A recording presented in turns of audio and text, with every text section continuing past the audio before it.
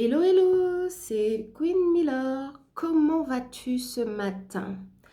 J'aimerais partager avec toi aujourd'hui un thème qui, je pense, nous parle tous, tous, tous.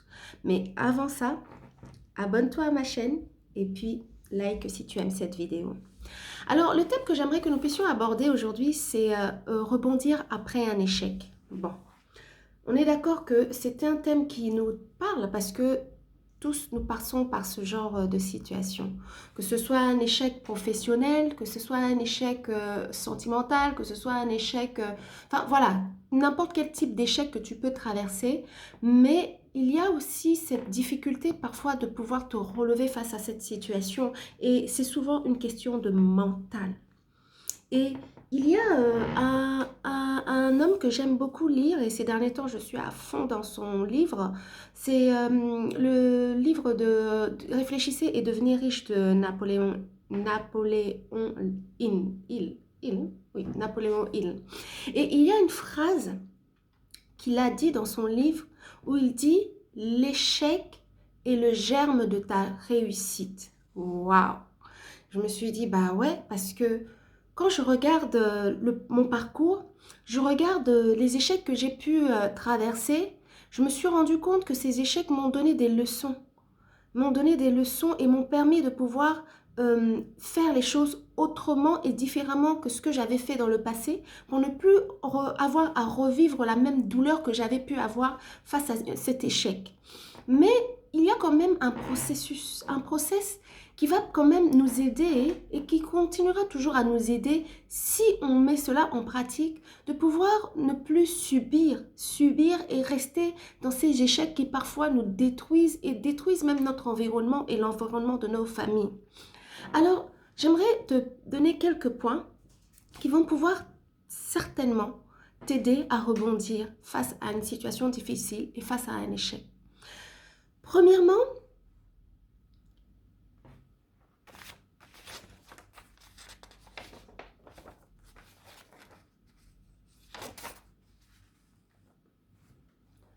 Premièrement, l'échec est là, la douleur est là, la situation est là. Tu fais quoi? Dis-moi, qu'est-ce que tu fais? Il y a de ces femmes parfois qui disent oui, quand tu as mal, ne pleure pas. Enfin, que ce soit des femmes ou des hommes, hein, je qualifie. Après, vous me direz, chacun a sa façon de voir les choses, chacun a sa façon de gérer. Mais moi, personnellement, quand il y a une douleur, je préfère dire à une personne, écoute, si tu dois pleurer, pleure. Si tu dois crier, prends ton coussin, mets-le sur ta tête et crie de toutes tes forces. Mais fais-le dans un endroit où tu sais que les enfants ne sont pas là. Fais-le dans un endroit où tu sais que tu es seul avec toi-même. Et s'il faut verser tous les larmes de ton corps, n'hésite pas, verse-les. Parce que, vous savez, les larmes ont quand même un but. C'est de me permettre d'extérioriser ce qu'on a au-dedans de nous. Pour certains, c'est difficile de pleurer. Pour certains, ils ont cette facilité de pleurer. Mais si tu as cette possibilité de pleurer suite à cette douleur, pleure. Les larmes sont faites pour ça, pour extérioriser ce que tu as à l'intérieur de toi. Vous savez, certaines personnes, quand tu gardes, tu encaisses, tu emmagasines, indirectement, c'est ton corps que tu es en train de détruire. Alors, quand une douleur est là, que ce soit sentimental, que ce soit le boulot, que ce soit ton environnement, enfin, un échec que tu as pu subir, please, retranche-toi, va dans ta chambre, pleure. Si tu as besoin de pleurer, pleure. Si tu as besoin de crier, crie. Si tu as besoin de parler, parle. Le mieux même, c'est d'aller te confier à Dieu. Pour nous qui sommes des chrétiens, des croyants, enfin voilà, tu peux être de toute confession, mais tu as un Dieu. Va parler à ton Dieu. Va te confier à ton Dieu. Pleure, pleure, dis-lui, mais je ne comprends pas, qu'est-ce qui m'est arrivé? Pourquoi ça? S'il faut pleurer, pleure. Mais, dès que tu finis de pleurer, dès que tu finis de crier, dès que tu finis de te poser les questions pourquoi, sèche-moi ces larmes, essuie les larmes en question. Va te regarder dans le miroir et regarde dans quel état cette situation t'a mise et où t'as mis. Tu as les larmes, les yeux gonflés. Tu as les yeux rouges. Tu as le visage gonflé. Tu as le nez qui coule. Mais on se reconnaît tous dans ça, on est tous passés par là. Tu as le nez qui coule. Regarde ce que cette situation a réussi à te faire. Et dis-toi, c'est fini. Ça ne se refera plus. Ça ne se refera plus. Si c'était parce que on t'avait trahi, tu ne te permettras plus à ce que quelqu'un vienne encore te trahir. Si on t'avait utilisé et puis qu'aujourd'hui tu te retrouves dans une situation compliquée, tu ne permettras plus à ce que ça puisse arriver. Si tu avais perdu ton travail, tu vas te trouver un nouveau travail, tu vas prendre... Donc, tu prends des décisions. Cet état que tu vois là, de toi dans cet état, doit te révolter et te dire non, je ne veux plus arriver à ce genre de situation. Ressaisis-toi, ressaisis-toi et puis passe à l'action. Vous savez, j'ai fait une vidéo dernièrement sur la confiance en soi. Je t'invite à regarder sur la description qui est en dessous, le lien qui te mènera vers cette vidéo. Mais il est question maintenant que tu puisses redéfinir et donc rechanger les choses. Ne plus faire ce que tu avais fait auparavant pour ne plus subir ce genre de situation-là. Si c'était dans le cadre d'un travail que tu as perdu, eh bien, qu'est-ce que tu fais? Tu te relèves et tu commences à chercher un autre travail. Si c'était dans le cadre d'une relation sentimentale dans lequel tu sors et que voilà, que tu as perdu, tu sors d'une relation difficile, eh bien, qu'est-ce que tu fais? Tu te relèves et tu te dis, bon, voilà, je suis tombée, c'est pas grave, ça n'a pas marché, ce n'est pas grave, la vie continue. Et oui, la vie continue. J'ai tendance souvent à dire, Dieu merci. Heureusement que le soleil se lève et qu'il se couche chaque jour. Parce que si on devait rester tout 20, vous voyez les séries de 24 heures là où tu te réveilles toujours sur le même jour, ou même que la journée ne s'arrête jamais. Je ne pense pas que beaucoup en survivraient à ça. Mais Dieu permet que chaque jour, on se réveille et on dort. Et à chaque réveil, c'est des nouvelles opportunités, c'est des nouvelles